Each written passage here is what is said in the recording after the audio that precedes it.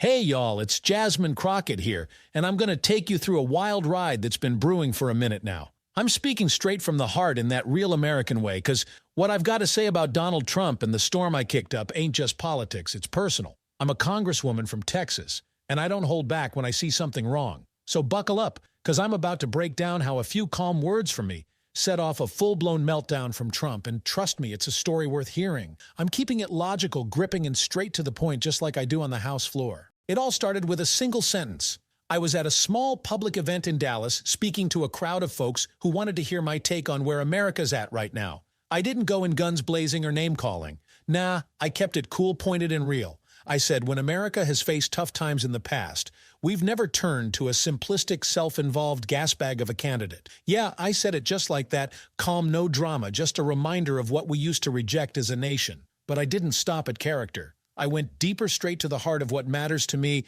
as a public servant, the oath of office. I looked out at the crowd and said, there used to be Republicans I never questioned when it came to their sincerity or belief in the American system. But with this administration the way it's been, I'm not sure the man has taken his oath seriously to preserve, protect, and defend the Constitution of the United States. That was it. No direct attack, no shouting his name from the rooftops. Just a quiet observation, a thought I've been wrestling with for a while now. But y'all, within hours, Donald Trump lost it.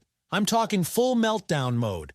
I wasn't even in the room when it happened, but word got back to me fast. He didn't issue some polished press statement or call a press conference to clap back. Nah, he took to social media, unleashing a storm of posts, lashing out at me at Hollywood liberals. Even though I'm not in Hollywood, go figure, and spinning his usual narrative of betrayal and persecution. I'm sitting there getting these updates on my phone, thinking, man, all it took was a few calm words, and I've got him spiraling. So, what was it about what I said that hit him so hard? I think it's because I didn't just throw shade for the sake of it. I questioned something fundamental, whether he's honoring the oath he swore to uphold. For most folks, what I said might sound like a thoughtful critique, something to chew on. But for Trump, it was personal. I'm not some random pundit or late-night comedian. I'm an elected official, someone who's taken that same oath, and when I speak, people listen. So when I, Jasmine Crockett, question whether a president takes his oath seriously, it ain't just commentary, it's a gut punch,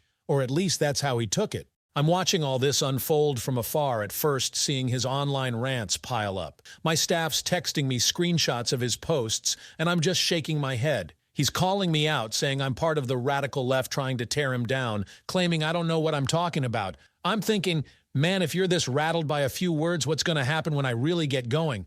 The irony is, I'm not known for picking fights just to pick them. I'm a lawyer by trade, a fighter for justice. And when I speak, I mean it. I don't do drama for clout. I'm more about laying out the truth as I see it and letting folks decide for themselves. So the more Trump posted, the quieter I got. I didn't jump online to clap back. I didn't need to. My silence was louder than his tweets, and I think that's what bugged him the most. I'm reflecting on this while I'm back in D.C., sitting in my office scrolling through the news. People are picking up on what I said, and it's sparking conversations. Some folks are nodding along saying, yeah, Jasmine's got a point. Has he really upheld that oath? Others are fired up defending Trump, saying I'm out of line. But what I notice is Trump can't let it go. He's still posting, still ranting. One minute he's deflecting, calling me unfair and biased. The next he's shouting about unrelated stuff, global chaos, borders, Christians being persecuted in the Middle East, you name it. I'm thinking, man, this ain't even about what I said anymore. You're just throwing everything at the wall to see what sticks. It's like my words were the spark, but now he's just pouring gasoline on the fire, trying to drown out the core issue, his oath, his responsibility, the simple question I raised. I decide to keep my cool even as the media starts reaching out for my reaction. Reporters are blowing up my phone asking if I've got a response to Trump's meltdown. I'm like, nah, I said what I said. Let it stand. I'm not about to get into a shouting match on social media. That's not my style. Instead, I'm thinking about the bigger picture. I'm remembering why I said what I did in the first place. I've seen fear and outrage commodified under this administration. Xenophobia has been turned into a brand, a trademark for how some folks want to project America to the world. And I can't sit quiet about that. So, at another event a few days later, I double down, but not with anger or insults. I keep it steady, quoting the Constitution just like I did before. I say to the crowd, our Constitution talks about we the people, forming a more perfect union, promoting the general welfare, securing the blessings of liberty for ourselves and our posterity. That's the America I believe in. I'm not pointing fingers or raising my voice. I'm just talking about the country, like someone who still believes it can live up to its founding words. And I think that's the real sting for Trump. Not just what I said, but how I said it calm, effortless, unshaken by his noise. While he's out there yelling in all caps, I'm quoting the Constitution without even mentioning his name. I'm leaving him out of the story, focusing on the ideals instead, and I know that's something he can't stand. He thrives on confrontation, on being the center of attention. So my silence, my focus on the bigger picture, that's harder for him to fight than any direct insult. I'm catching clips of him on TV now, and it's more of the same. He's in an interview getting pressed with tough questions, probably about some of the chaos tied to his policies, and he's unraveling. I hear him snapping at the journalist, "You don't ask Biden tough questions. I want fairness. You're not being fair." I'm sitting there smirking a little, because I know my words are still echoing in his head. Maybe the questions are tough, or maybe they're just reminding him that not everyone plays by his script. He's deflecting, denying, doubling down, classic Trump, but I can see the cracks. One minute he's walking out of the interview saying, "That's enough, let's go." The next he's ranting about unrelated crises like, "We've got heads being chopped off in the Middle East and they're worried about my tone." I'm thinking, man, you're all over the place. My one little comment got you this shook. What started as a quiet line for me has turned into something else entirely. Trump's not just reacting to me anymore, he's spiraling into a broader storm of outrage, shouting about everything from fake news to global chaos, as if someone blamed him for the weather. And somewhere in all that noise, the core issue, his oath, my simple question, gets buried. But I'm not letting it go. I'm still out here speaking at community events, talking about building trust through truth and small deeds. I'm saying to folks, progress toward that more perfect union doesn't come from someone's narrative of who's right or who's a victim. It comes from the slow melding of truth into the practical life we live. It's about the good deed you do for your neighbor, your local merchant. I'm keeping it real, no drama, just a quiet rejection of the victimhood Trump leans on, and maybe without saying it, a rejection of everything he's been shouting about. I'm also seeing how the media's playing this. Some outlets are hyping up Trump's rants, giving him more airtime to vent.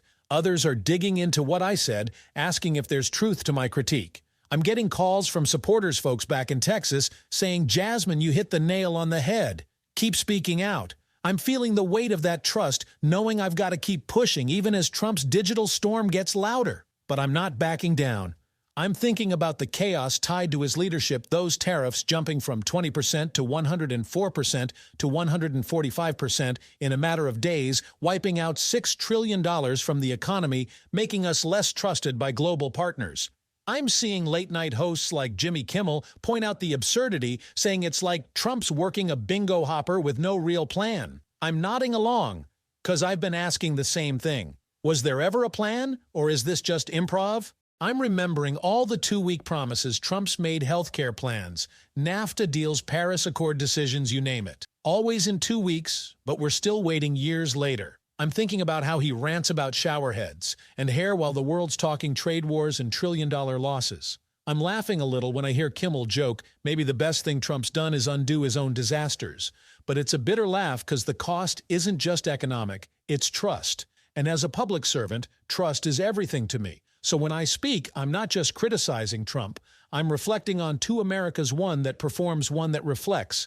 And I'm asking folks to choose which one they want to listen to, because that choice might define what comes next. I'm wrapping this up by staying true to my roots. I'm not here for the spotlight or the drama. I'm here to speak truth as I see it, to fight for my people in Texas, to hold leaders accountable. After a week of Trump's rants and my silence, I'm still out here doing my thing. I don't need a press release or a rebuttal. I let my words stand clear as a mirror reflecting what I believe. And if that reflection cuts deeper than any insult, so be it. I'm Jasmine Crockett, and I'm not done yet. Stick with me, y'all, because this fight for truth and trust is just getting started. If you're with me, keep the convo going. Share your thoughts, and let's keep pushing for an America that lives up to its promises. Thanks for listening. Hey, y'all, it's still Jasmine Crockett, and I'm not done laying out this wild story about how a few calm words from me sent Donald Trump into a tailspin. I'm keeping it real straight from the heart in that down-home American style, because this ain't just about politics, it's about accountability, trust, and the kind of America I'm fighting for as a congresswoman from Texas. I've already taken y'all through the spark that lit the fuse, but there's more to unpack. So grab a seat, because I'm diving deeper into the fallout, the chaos, and why I'm standing firm no matter how loud the noise gets. Let's keep this logical, gripping, and real as we go. After my initial comments at that Dallas event, where I calmly pointed out that America never used to turn to a simplistic, self-involved gas bag of a candidate and questioned whether Trump takes his oath to preserve, protect, and defend the Constitution seriously, I knew I'd stirred something up, but I didn't expect the sheer scale of his reaction. I'm back in my office in D.C. now, a few days after the social media storm kicked off, and I'm still getting updates from my team. They're showing me post after post from Trump, each one more unhinged than the last. He's not just calling me out by name, accusing me of being part of some radical left conspiracy to undermine him. He's also dragging in random jabs at Hollywood, the media, and anyone he can think of like I'm the face of every grievance he's got. I'm sitting there sipping my coffee thinking, man, I barely said a paragraph and you're out here writing a novel of rage. It's almost funny, except it's not, because this is the leader of the free world we're talking about, and he's losing it over a quiet critique. I'm also noticing how his followers are jumping in. My inbox and social media mentions are blowing up with messages, some supportive saying, "Keep speaking truth, Jasmine," but a whole lot more filled with anger echoing Trump's talking points. I'm getting called everything from anti-American to worse stuff I won't even repeat. I'm used to heat being a black woman in politics. I've faced my share of hate. But this feels different. It's like Trump's meltdown gave folks permission to turn up the volume. I'm not letting it shake me, though. I'm thinking about my constituents, the folks in Texas who sent me here to fight for them. They're dealing with real issues, rising costs, healthcare struggles, communities still rebuilding after disasters like Hurricane Harvey. They don't care about Twitter wars. They care about results, about leaders who keep their word. So I'm brushing off the noise, focusing on why I spoke out in the first place. I'm reflecting on what's driving Trump's reaction as I watch more clips of him unraveling. A few days after my comments, he's on TV again, this time at a rally, and I can see he's still fuming. He's not just deflecting questions from reporters, now he's turning every moment into a staged event. I hear him say stuff like, "We've got the best economy, the best borders, the best everything," and people like her are trying to tear it down with lies. I'm thinking, her? You mean me? Because I didn't say a word about the economy or borders. I asked about your oath, but that's his playbook: deflect, deny, double down. He's shouting about global crises, Christians being persecuted, anything to shift the focus. I'm watching this, realizing my simple question hit a nerve deeper than I even intended. It's not just personal to him, it's existential. Questioning his oath isn't just about his character, it's about his legitimacy as a leader. And for someone who thrives on being seen as the ultimate authority, that's a wound he can't ignore. I'm also seeing how this is playing out in the broader conversation. I'm getting calls from fellow Democrats, some saying, "Jasmine, you've got him rattled. Keep it up." Others are more cautious, warning me that this could paint a target on my back for the midterms or beyond. I'm weighing their words, but I'm not backing down. I'm thinking about the Republicans I mentioned in my original statement,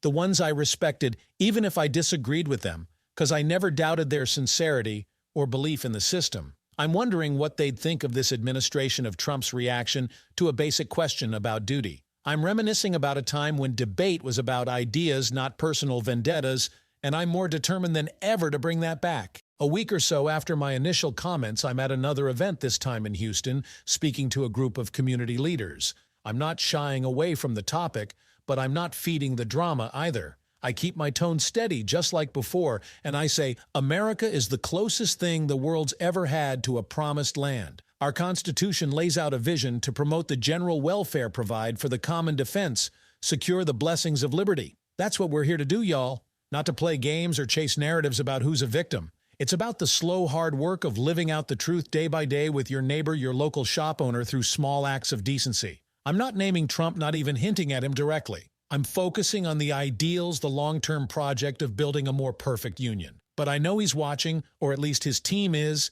and I know this kind of calm, principled talk is going to bug him even more than a direct attack. Because when you're all about confrontation, silence and substance are your kryptonite. Sure enough, I'm getting reports later that day that Trump's back at it online. He's posting again, saying stuff like, "These politicians don't get it. They don't see the real America. They're stuck in their elite bubbles, criticizing me while I'm fighting for you." I'm rolling my eyes thinking, elite bubble man, I'm from Texas. I'm out here with regular folks every day. You're the one golfing at Mar-a-Lago.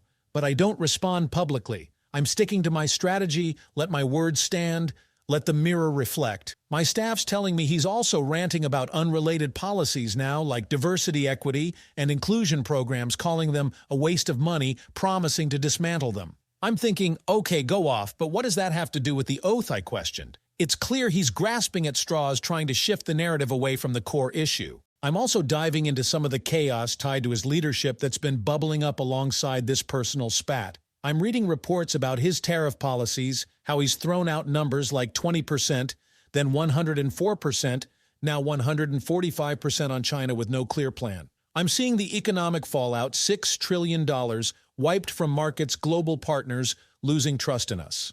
I'm watching late-night hosts like Jimmy Kimmel roast him, saying it's like he's pulling numbers out of a bingo hopper. I'm chuckling, but it's a bitter laugh, because this ain't funny for the folks in my district who are hurting from economic instability. I'm thinking about all the 2-week promises he's made, healthcare plans, NAFTA deals, Paris Accord decisions, even some weird gold card scheme. Always in 2 weeks, but years later we're still waiting. I'm shaking my head when I hear clips of him whining about shower pressure, saying I have to stand there for 15 minutes to wet my beautiful hair, drip, drip, drip. I'm like, man, the world's burning and you're worried about your hair. It's absurd, but it's also a reminder of why I spoke out. Leadership ain't about personal gripes, it's about serving the people. I'm connecting this back to my original point about the oath. I'm sitting in my office late one night, scrolling through constituent messages, and I'm reminded why that oath matters so much to me. It's not just words, it's a promise to put the country first, to protect the Constitution, to defend our democracy. And when I see Trump riffing through policies with no plan, making empty promises, and focusing on petty stuff while real crises loom, I can't help but question if he's honoring that promise. I'm thinking about the folks back home who've lost trust in government because of broken promises and chaos. I'm remembering the pain in their voices when they talk about waiting for help after disasters, waiting for healthcare, waiting for stability. That's why I spoke out, and that's why I'm not stopping now.